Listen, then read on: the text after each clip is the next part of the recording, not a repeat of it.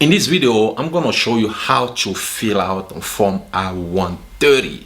Okay, some of you guys want a petition for your relative, you don't know how to fill out the form. In this video, I will show you exactly how to fill out the form from part 1 to part 8. Okay, if it's something you want to know, just stay tuned and I'll be right back.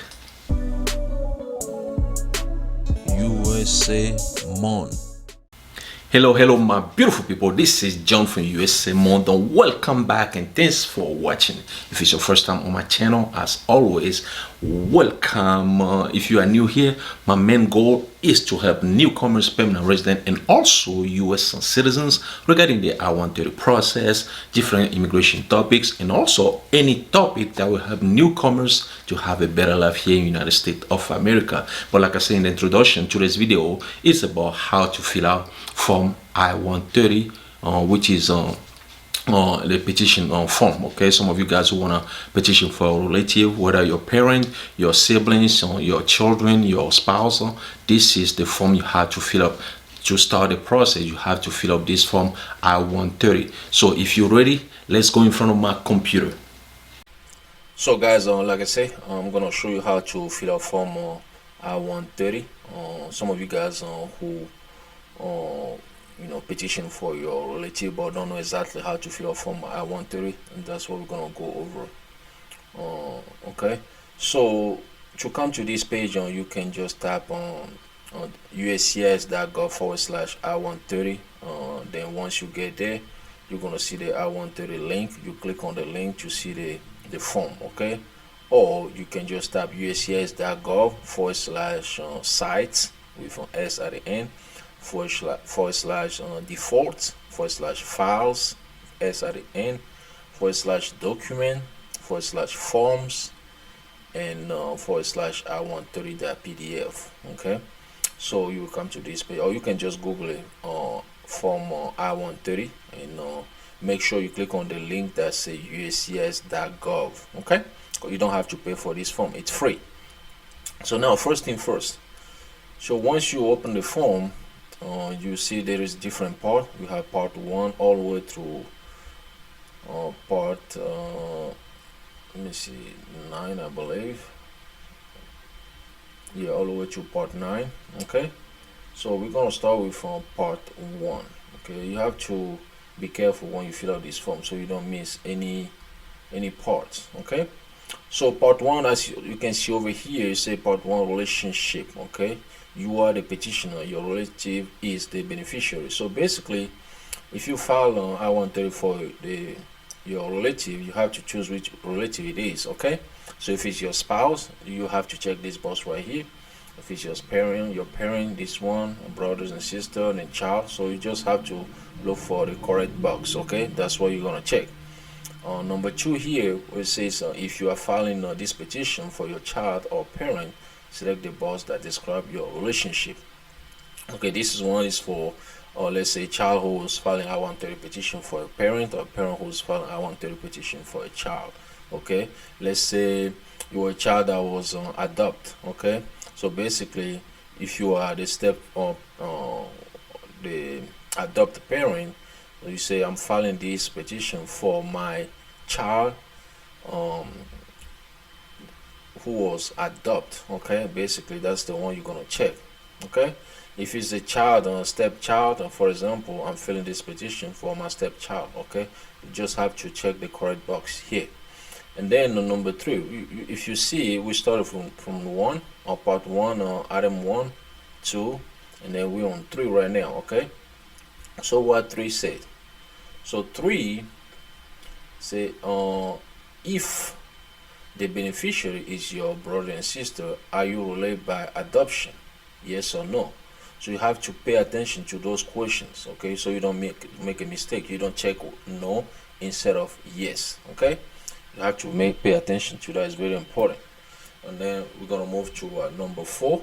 Number 4, what is the question? Did you gain lawful permanent residence status or citizenship through adoption? Yes or no?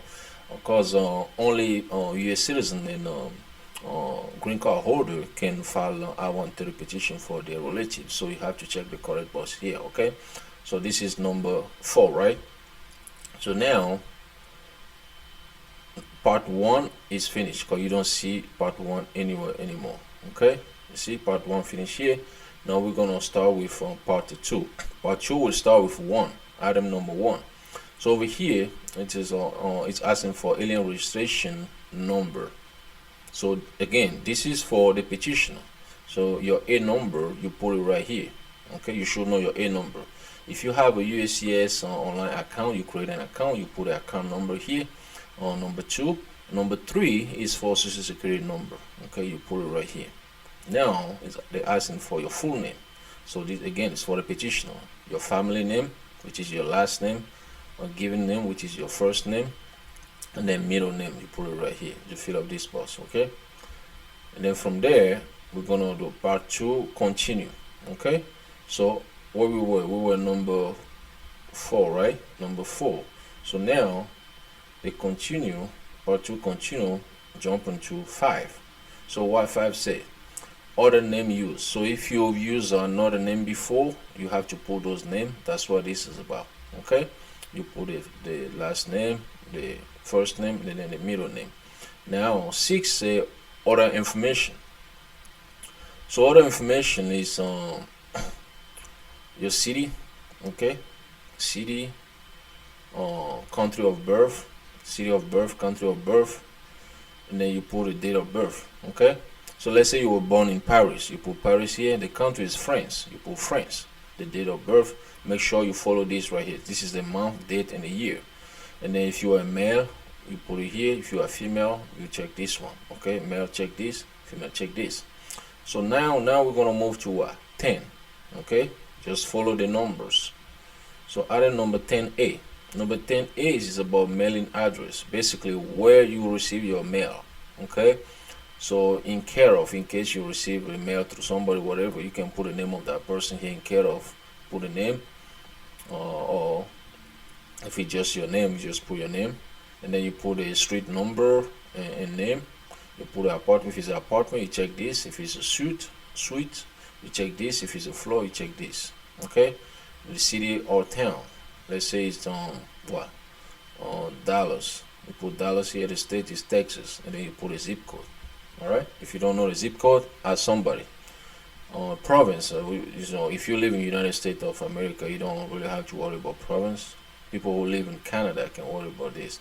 Postal code and all that is in Canada, and then the country, this is the USA. Okay, so now 11 is your current mailing address the same as your physical address? So physical address is basically where you live. Is your mailing address the same? You just check yes. Okay, so in case you check no, they say if you check no for item 11, which is this one right here, then you have to provide information in items number 12A all the way to 13B. What is 12A? So you have to go up a little bit here. Okay, then you're gonna put your physical address, again the street name, apartment, street, or floor, you put it right here. City or town, put it right here. The state, you put it here. You choose this, you select this state right here. Okay, you select the state, and then you put a zip code, like you see, if it's Arizona or that, you just choose the state right here. Because one thing too, you can print this out and fill it out, or you can fill it out on on your computer and then print it out. Okay, and then the zip code, you put your zip code here. Again, province, postal code, and all that. If you live in the United States of America, you don't have to worry about this. And then countries, the United States. So now they say date from, basically from what day to what day you live on that address. Okay, that's what you're gonna put here. So let's say you start living there last year, like December last year. So you put December, let's say December 13, 2022. You put it right here to present. If you're still living there, you just leave it to present. If you don't live there anymore, then you're gonna put the date. So I forgot also, on top of it here, you're gonna provide a physical address for the last 5 years. So where you used to you live for the last past year. Okay, you have to start with the current one, the current one. So provide current address first. Okay, so this is your current address. If you're still there, you put present, and then you're gonna continue with 14A. You put another address. Okay, and then all the way here we got what, 15. B, you put a date and all those stuff. Now 16, okay, make sure we don't skip anything here. So now 16. So 16, we're still in part 2, okay? So 16, how many times have you been married? So if it's 2 times, 3 times, you put it right here. Current marital status. Are you single? You check this box. Never married, single, never married, this box. If you separate, this is the one you're gonna check. So just look for the box that you're supposed to check. Okay, if you divorce, you cannot be divorced and check single. Okay, you have to check the correct box. And then from there, this is 17. We're gonna move to 18. Still part 2. Okay, that's why you say part 2. Continue. Information about the petitioner. Okay, so the date of current marriage. If you current married, you put a date of the marriage. Okay, place of your current marriage, you put a place where you guys get married. The city, the state, the province, country. Let's say you got married in Canada, you're gonna put a province, like the province of Quebec, all that. The country, if it's Canada, you put Canada. Whatever country it is, you put it here, which is 19D, right? Then 19D, we move to 20. 20 is basically name of all your spouses. Okay, if you get married before, let's say you get married twice before, it means that you've been married twice, then you have 2 previous spouses, right? So they say provide information of your current spouse, if from current married first, and then the list of all your prior spouses. So if you current married, you're gonna put in the name of the information of your husband or your wife. Put it first. Okay, the date, you put it first right here. But since you guys still married, you don't have to put the date the marriage in. But for the previous wife or spouses, wife or husband or whatever, you're gonna put the date the marriage in. Okay, you're gonna fill those information. Spouse 1, spouse 2. There is a document. There is an empty document you can use to provide additional additional information, which is on part 9. I'm gonna show you that later on. So now from 23 we jump on 24, which is information about your parent. So your parent first, you can put your dad first. Okay, his last name, first name, middle name, his date of birth. You check male, which is your dad, and then you put your mom. Okay, so that's 26 right there. So it means that we have to go up to find 27. So this is 27, the country of birth, you put it here. The city and town, village of residence, you put it right here. Country of residence, you put it here. And the parent too, which is gonna be your mom, you put the same information basically. Not the same information as your dad, but you know what I mean. You put your mom first name, last name, first name, and middle name, all those stuff. Okay, you check that. And then from there we're gonna move to 36. 36 is additional information about you. Okay, so so if you're a U.S. citizen, you check this box right here. If you are a permanent resident, this is right here. 37, say if you are a U.S. citizen, complete item 37. So if you're a U.S. citizen, what they're asking you is a birth or in the United States. If you were born in the United States, then you have to check you are U.S. citizen through birth in the United States. If you're a U.S. citizen through naturalization, this is the box. U.S. citizen through your parent, you check this box right here, and then you move to 38. Okay, so 38, what is that about? 38 is you have obtained a certificate of naturalization or a certificate of citizenship, yes or no. If that's the case, you check yes. Now they say if you check yes for answer 38, then complete item 30. Complete the following item, which start with 39A. So you're gonna put your certificate number here. Okay, you can find it on your certificate or naturalization certificate. You put a number here, the place of issuance. If you were naturalized, or let's say in maybe Tucson, Arizona, you put a place there on the date. Okay, make sure you follow this, the month, the date, and the year. Okay, that's 39C. Now we're gonna move to 40. Part 2 continue. We still working on part 2. Okay, that's why I say here information about you, petitioner, continue. For 40A, so it says say if you are a lawful permanent resident, complete item 40A to 41. So you're gonna put class of admission. The class of admission you can find on your green card. The date of admission also on your green card. The place of admission, basically where you receive your green card at, you put the city or town. Okay, the state, you put the state. 41, did you gain lawful permanent resident status through marriage to a U.S. citizen or lawful permanent resident? You check the correct box. Okay, and then we're going to move to employment history. So employment about you, the petitioner. Okay, so what that say? Employment history. Provide your employment history for the last 5 years. For the last 5 years, they say, whether inside or outside of the United States. Okay, so make sure you provide all those information. Provide your current employment first. If you are currently unemployed, meaning that you don't have a job, you just tap on or print unemployed in item 42, which is this right here. You just put unemployed in case you don't have a job. But in case you do have a job, you put the name of the employer, the company, the address, the street number, apartment, street, or floor. You check the correct one, the city. You put it right here, the state, zip code, province, postal code, country. You put it right here. Again, some country you have a province, postal code, and then you put a country here. Your occupation, let's say you were a banker, you put a banker here. You were an IT professional, or whatever your occupation was, you put it right there. That's on 44, and then 40A from. Okay, so let's say you're still working at that place, you're just gonna put the day you started there till now. If you're still there, just leave present in case you left that company already. So you're gonna put a date. So 45 for B, right? So 45B. So let's move back up here. We're gonna go to 46. Name of employer. So employer number 2, then employer number 3. In case again, in case you need you need to provide additional information, you can print that paper on part 9 out and fill it out. Okay, to provide the additional information. Then from there you complete on this employment history session. Then we're gonna move to part 3 finally. Okay, so part 3 is basically about biographic information. Okay, biographic information. So provide the biographic information about you, the petitioner.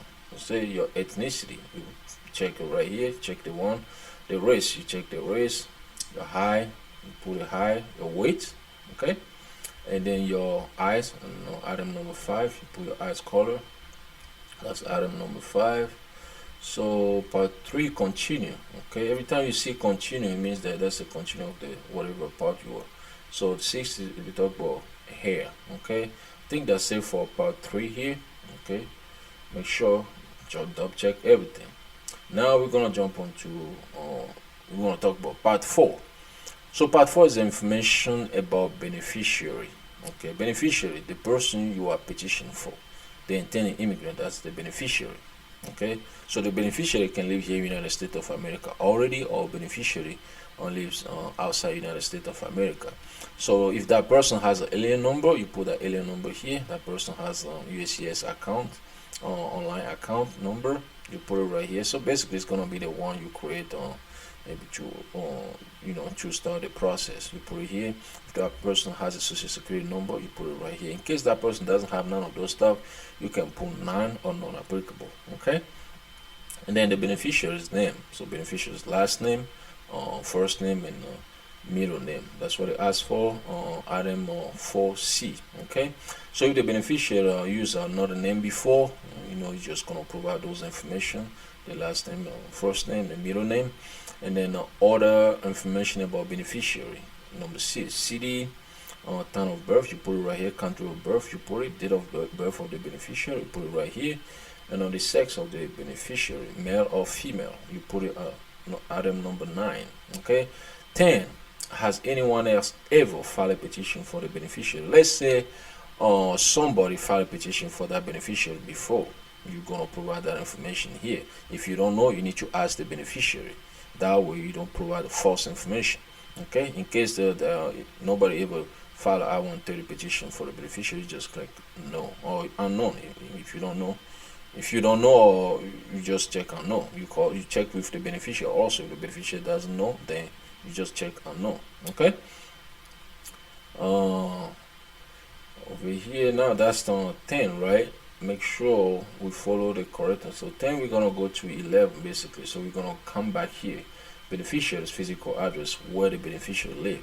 If the beneficiary lives outside United States, in a home without a street number, leave the item number 11A and 11B blank. Okay, so they know that some countries don't have a street number, so you can just leave 11A and 11B alone. Okay, you don't have to put anything there, but you can put a city. Okay, put a city or town. You put the country basically, because some of countries, they don't have a state like here, United States of America, so you don't have to worry about this, or zip code. And then you put, if it's a province, you put that. If there is a postal code, you put it here. In the country, you put the name of the country. Okay, that's 11H. Now we jump into 12A, order, address, and contact information. So basically what this part is, they say provide the address in the United States where the beneficiary intend to live, if different from the item 11A, which is the physical address of the beneficiary. So you have to provide the address where the person is gonna live. Okay, if the address is the same, tap same. So in case the address is the same as where the beneficiary lives now, the physical address of the beneficiary, you just put same here. Okay, and then move on. But in case it's not the same, you provide that information here. Okay, and then provide the beneficiary address outside United States if different from the item H or A1 to AH. So if the beneficiary address outside United States of America is different than the one you put, the physical address, then you have to provide that information. Okay, and then over here, if you provide that information, 14, they ask for daytime telephone number if there is any. This is for the beneficiary. Okay, and then what we're gonna move to part 4 continue. So the part 4 continue here. So this one is talk about mobile phone for the beneficiary, email address of the beneficiary if there is any. Okay, if any. If there's none, you just put none. NONE. Beneficiaries married or marital information. So this is where you provide information about beneficiary, whether the beneficiary is married, single, or divorced, and stuff like that. Okay, how many times have the beneficiary have been married? If the beneficiary, never or have never been married, just put 0. If it's the beneficiary married like twice or 3 times, you put a number here, and then you check the correct box: single, married, divorce, or whatever. You just check the correct one. 19, date of current marriage. If currently married, you put a date here, the month, the date, and the year. Okay, place of current marriage, you have to put a place. Okay, so of course they marry somewhere, you have to put a place. So you fill this information, the city or town, the state, the province, the country, you put there. And then you jump to 21, name of beneficiary, spouses. So basically, if the beneficiary was married before, you have to provide the name of the beneficiary spouses. So you put the current one. If that person is married, you put the current one, and then put the name, the last name of the current one, the first name and the middle name, then the date on the marriage. If the marriage, because if it's the first one, you don't have to worry about this part. But for the second, let's say the previous marriage that end, you're going to provide information about the day the marriage end. Okay, this is for spouse 1, spouse 2. You have to move back up here, if I'm not mistaken. Yep, to 24. I have to go to 24 here. Okay, the day the marriage end, and then information about beneficiary's family. Okay, so this over here, this is where you provide the information on beneficiary spouse and children. A lot of time people ask me, John, I'm a household green card holder. Where do I have to put on my children information? This is where you put your children information. Okay, if you have children, you put first of all, you're gonna put the information about your spouse if you're married, or if you're not married, you put information about your children. Okay, so children number, person 1, person 2, you do the same thing: first name, last name, first name, middle name, Your relationship, let's say the person is your daughter or your son, you put a relationship there. Okay, then the date of birth of the child, country of birth of the child. So you complete, if there is another person, person number 2, person number 3, then all the way to 36, right? Then you part 4 continue, information about beneficiary continue. So this one is for part of person number 4, person number 5. In case you need additional, you need to provide additional information, you don't have enough space, you can go to part 9, use that form to, and then complete it to add it to your form. Okay, in case you're gonna submit your application online, you fill it out, you scan it, and then you upload it. Okay, now we're gonna move to 45, beneficiaries entry information. Was the beneficiary ever in the United States? Yes or no? You check the correct box. Okay, if the beneficiary is currently in the United States of America, complete number 46A, 46D. So he or she arrived as a class. So you're gonna put the class of admissions. Normally you can see it on the visa. Okay, whatever class it is, you put it on you see it on the visa. Form I-94, you check that. If you don't, you can go to the CBP. I can't recall the name of the website, but there is a website where you can go to retrieve the I-94 information in case you don't have the number. Okay, you do that, but in case you have your I-94 information, you just provide the number here. Okay, and then the date of arrival, the day you arrive to United States of America. Okay, 46D, date authorized stay expire or will expire or shown on I-94. You're gonna put that date here. Okay, DS for duration of studies. This one is usually you see this for student visa. Okay, because they don't know when they're gonna finish, so they put like a DS, which is duration of studies. You put that right here, the date here, and then the passport number on 47. So 47, let's go to 48. You have to go back up here. Travel document. So if the person use travel document, you're gonna put the travel document number here. The country of issuance, let's say the country of issuance Germany or Congo or I don't know, or Brazil. So you put that right here. Put the name of the country here. Expiration date for passport travel document, you put it right here. Make sure you put amount, date, and year. Beneficiaries and employment information. Okay, so you're gonna provide information, the beneficiary employment information. Okay, they say if applicable, even if there are employed outside the United States, if the beneficiary is currently unemployed, tap on print unemployed right here on 51A. So even the person, even if the person is works outside United States of America, you have to provide those information. Okay, so in case the person doesn't have a job, that's why they say you put unemployed here on 51A, and then you complete. You don't have to worry about the rest of the. You don't have to fill out those fields. But in case the person is working, then you put the name of the current employer. You put it right here. The street name, apartment, street, floor, city or town, state, zip code, province, postal code, country. That's basically the same thing we put for the petitioner. So you put that. So this information is for the beneficiary. Okay, the country, the date the employment began, we put it right here. Okay, now 53, additional information about beneficiary. Was the beneficiary ever in immigration proceeding? Okay, if that's the case, if it ever happened, you check the correct box, yes. If it doesn't happen, never happened, you check no. If you check yes, you have to choose the correct box. If it was for removal, if it was for exclusion or deportation, you check the correct box. Okay, then you put a city or town where that happened, the state, and then the date. 56, item 56. And then from there, part 2, part 4 continue, information about beneficiary continue. Let's say the beneficiaries don't use like Roman letters, so you can type the information in the beneficiary's language. Basically, that's what they say here. But most of the people, they use Roman letters, so I don't think it's gonna be this right here. You have to put something here, but some people do. If that's the case, just put it in your native or written language, basically. Okay, and then that's for 58. So now 59A.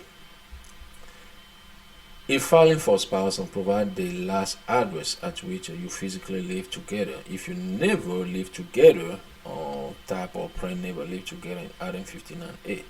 So if you file an I-130 petition for your spouse, let's say that's you're filing for your spouse, then you have to put the address where you guys used to live together. If you never live together, you just put never live together, as they say right here, 59A. In case you guys lived together before, you just complete this form here, put the information, the correct information, okay? The date, from what date to what date, you put it here. The beneficiary is in the United States and apply for adjustment of status of that of a lawful permanent resident at the U.S. Citizenship and Immigration Service USCIS office in. So let's say you where the person apply for a green card, that's what they're asking for. Okay, you put a city, you put a state, put a state right here. So that's 61B. See if you have 61-2 here, the city or town, the province, the country, you put it right here. Okay, now note here, choosing a U.S. embassy or U.S. consulate outside a country of the beneficiary's last residence does not guarantee that it will accept the beneficiary's case for processing. In this situation, the designate U.S. embassy or U.S. consulate has discretion over whether or not to accept the beneficiary case. Okay, so again, what they're trying to say here is, if you, let's say the beneficiary used to live in Brazil and you want send the application to, you want NVC, to send the application to that. They say it does not guarantee they will accept the beneficiary's case for processing. So you have to keep that in mind. So part 5 is other information. Okay, other information. Have you ever previously filed a petition for this beneficiary or any other alien? If that's the case, you could yes. If it's no, you could no. If it's yes, you have to provide the name, place, date of filing, and the result. Let's say you file for your daughter also, or your son. And now you want to file for your spouse. Excuse me. And you're going to put the name of that person, and the person you file I-130 petition for. Last name, first name, or middle name, or city, state, on date you file, the date you file, and the result. Was the petition approved, denied, or withdraw? What was the result? You're going to put a result, okay?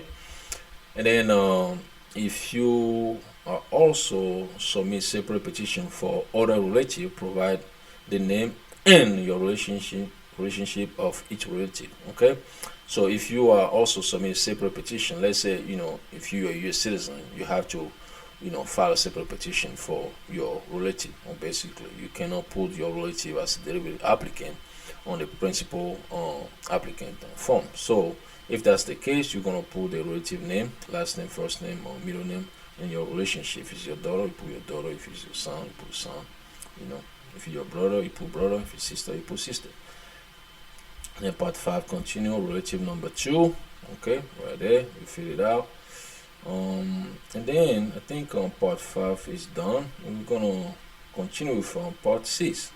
So part 6 is basically a petitioner statement, a contact information declaration, and signature. Okay, this is a petitioner statement. They say that he can read or she can read and understand English and all that. Check this box.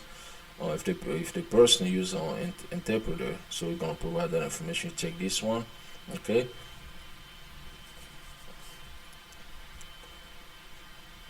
So if the interpretation was from French to English, whatever, you can put French here, a language in which I'm fluent, understood all of the information as interpret. Okay. Over here at my request, a prepare. If you use a prepare, we're gonna put a prepare information here. Okay, prepare information. Those are in part 7. We're gonna see those in part 7, part 8. Okay, we're gonna put those information here. And then on the petitioner declaration. The petitioner is gonna read through all this right here. If he or she accept everything, you know, understand everything here, read it, and then sign it. Okay. If you don't understand, you don't want to sign it, you don't agree with none of those stuff, you don't have to sign it.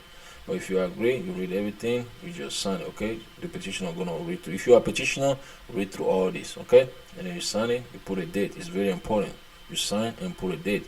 If you miss that, you know, USCIS will return your the form, the package. Okay, they're gonna reject the case. So part I think that's all for the petitioner.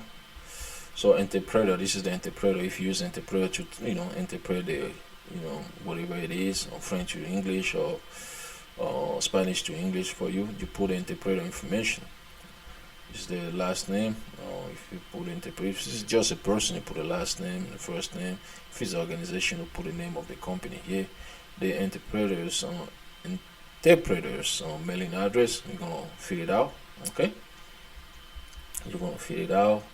Or the contact information of the interpreter, you put it right here, phone number and an email if there's any. What we got so far is then the interpreter gonna certify and read through everything. I'm fluent in English, and if it was French and English, they put in French here. They read everything and sign in dates. Okay, that's for the interpreter. Now, part 8 is for the preparer. Basically, if somebody help you prepare the document, you put the preparer information here, last name, first name. If there's an organization, you put organization here, preparer's mailing address. Okay, you fill it out right here. Then the preparer gonna certify, gonna read through all these. You put the contact information as well, phone number, email, and then the preparer gonna read through this.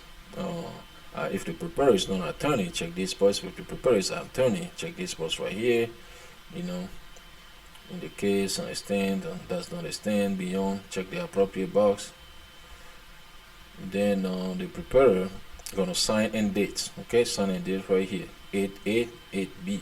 Okay. Then now I was talking about additional information in case you need a space to provide information about your children or your employment and stuff like that, or your physical address. You can use this form right here to do so. If you do this, make sure you put the part number, the page number, the part number, the item number. Okay, it's very important. That way USCIS know exactly what type of information you're trying to provide. So basically, that's how you fill out form I-130 petition. It's kind of a long video, but I have to do it like that. I don't want to rush through it, so some of you guys can understand exactly what I'm covering in this video. If you have a question, please let me know in the description below.